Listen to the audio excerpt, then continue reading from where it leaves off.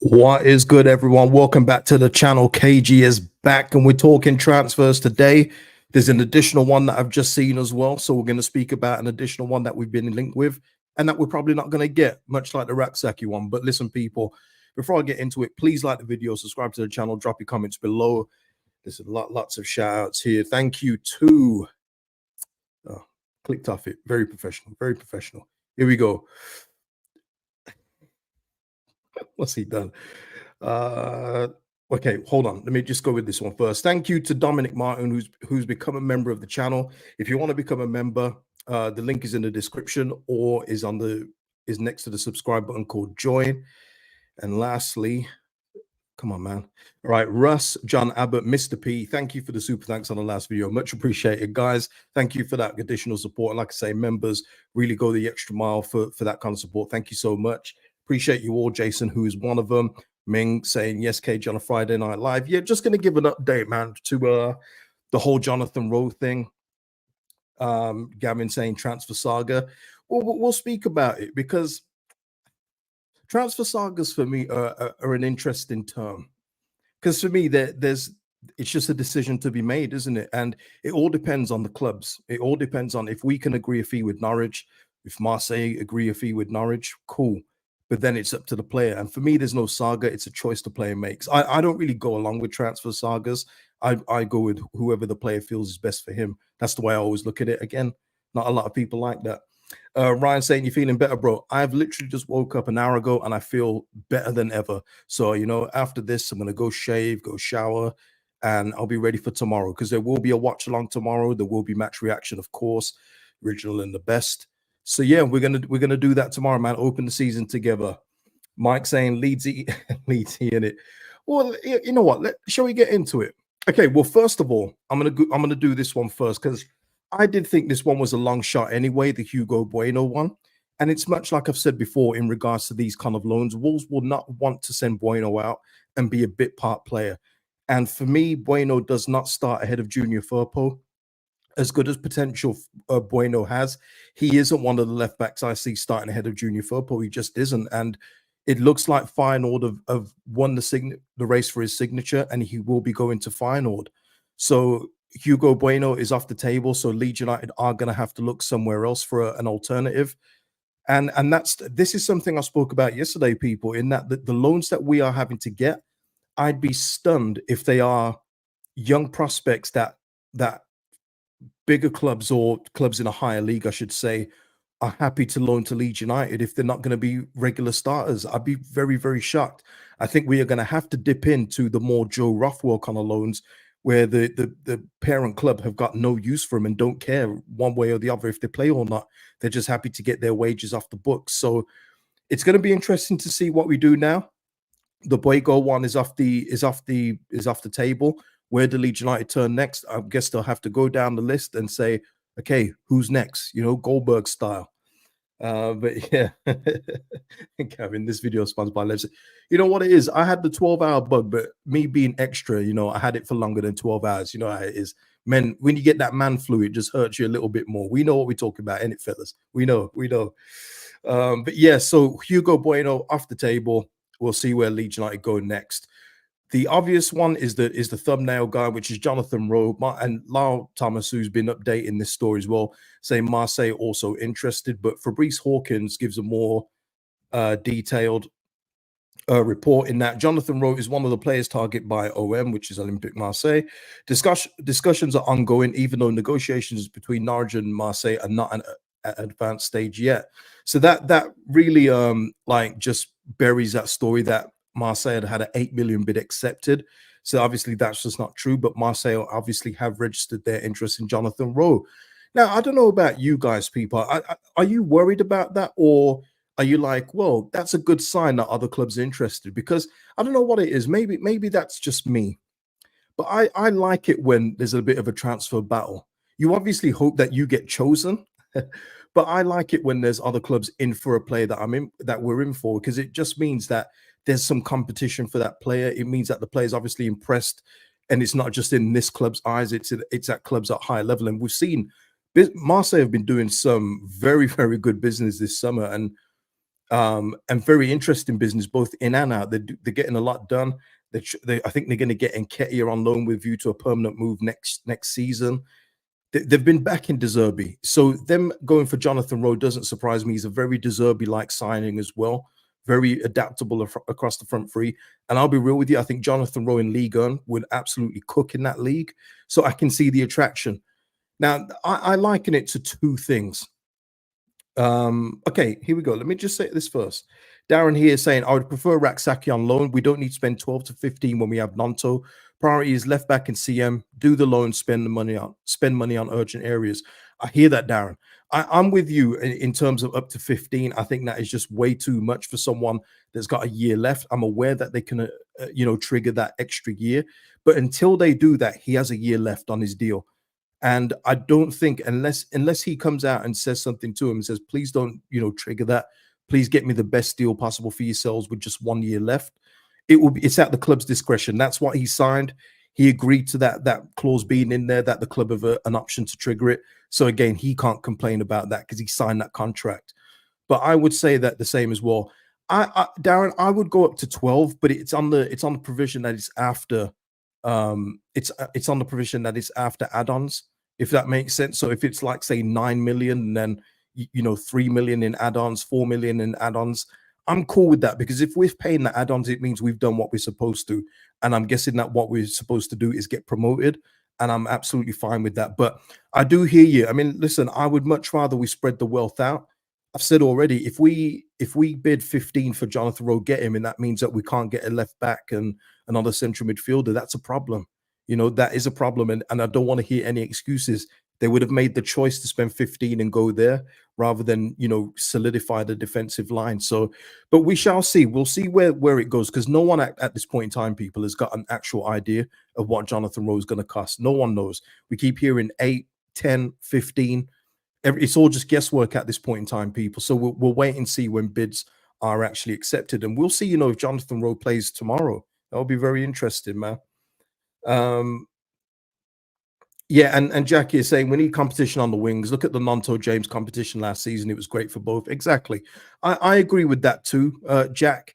But it's more the championship budget that we're having to work with, which Danny Farker talked about a lot in the press conference, and I just don't think it's viable for us to spend 50 million on one player at this point in time. Not when we've got other needs in the squad. But I'm in total agreement. I've always said we've been through this where we had one player for a position, and it was a nightmare. It was one of the worst periods that I can remember. You had players that weren't even that good guaranteed spots at this great football club, and it was out of order. It was absolutely out of order. So yeah, we do need competition around the board. Let me just see something here.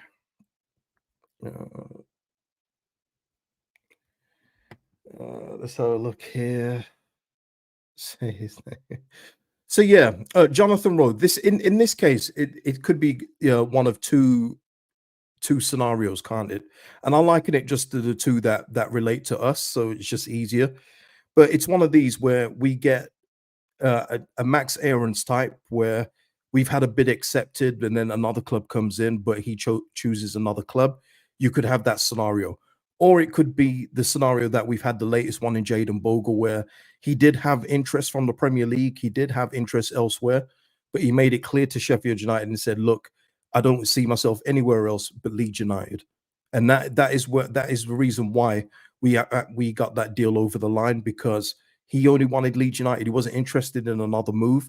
And that's what Danny Farker was kind of alluding to yesterday in terms of the player's mentality, what the player wants. They have to want the Leeds United shirt.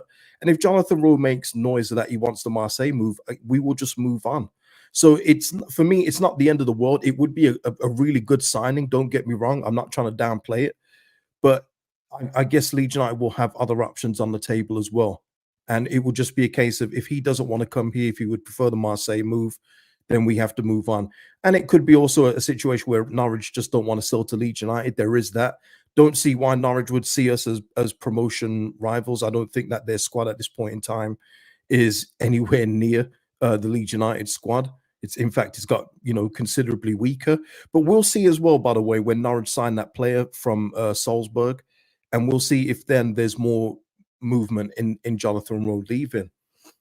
What's Shane Anthony doing this season? I think it, I don't want to, I don't even want to paraphrase here, but he did kind of mention that last year in that press conference yesterday. He did kind of mention that there were players that came in that they wouldn't ordinarily have signed, but they've had more time to do due diligence this summer. And I do get the feeling, and as I said already, that Jane Anthony was a chuck-in, and I think he was talking about that. Yeah. Gavin saying Spurs, he spent Archie and Solanke. Yeah, Solanke going to Tottenham, man. Big deal, man. 65 mil. Crazy. See Pedro Neto going to Chelsea, 54. Chelsea squad, man. They must have a squad of about 100. I don't know what's going on there, man, but they're doing something, and I don't know what it is, but it's nothing I'm looking at going, ooh, what you doing there? Now, I'm looking at West Ham. They're about to sign Todibo. West Ham are doing some really, really good business. I'm going to enjoy watching West Ham this season, man. That football looks like it's going to be good, but Chelsea, it's just, I mean, to say scattergun is being insulting to scattergun, isn't it? But yeah, Pedro Neto, good player, but yeah, I don't know, man. I don't know. Gavin, Chelsea account off with stress. Crazy, isn't it? Yeah, we've just signed these players. We've got to balance the books. Have we got any more homegrown youngsters we can chuck away for 30, 40 million? I don't know. But yeah, that's the leeway of being in the Prem. You get a lot more rope to play with. Unlike us, we've got a much tighter budget. So yeah, listen, people, we'll see what happens with the Jonathan Rowe scenario saga, if you like, and we'll keep abreast of it. But yeah, I'm just, you know what it is, people. I'm looking forward to the football starting tomorrow. Can't wait. And listen, football starts tonight. It is going to be Sheffield United tonight. I will be watching that. Not doing a watch along, but I'm going to be watching that, see, scoping out our competition, see how they get on. But yeah, we'll see what's going. But yeah, like I said, tomorrow, people, watch along match reaction will be on tomorrow. Archim or HM, I'm going to go with that, has just become a member of the channel. Salute to you. Thank you for the support. Much appreciated, man. Much appreciated. So yeah, we've spoken about that. Let's get into the final topic. And remember what I said to you guys about don't customize your shirts just yet. Well, there's been a few changes, people. There's been a few changes. So let me just put this on here. There we go. So listen, maybe Jorginho didn't take the 10 shirt after all, but listen, for anyone that bought new shirts and you got them customized, I hope that you just held off, especially if you're a Dan James fan, if you're a Joel Peru fan, I hope you held off just that little bit longer, because the squad numbers have changed a fair bit. We've got Bogle at 2, which I think was pretty obvious. Ampadu 4. Strauch is number 5, which was we saw in preseason. Rodon is 6.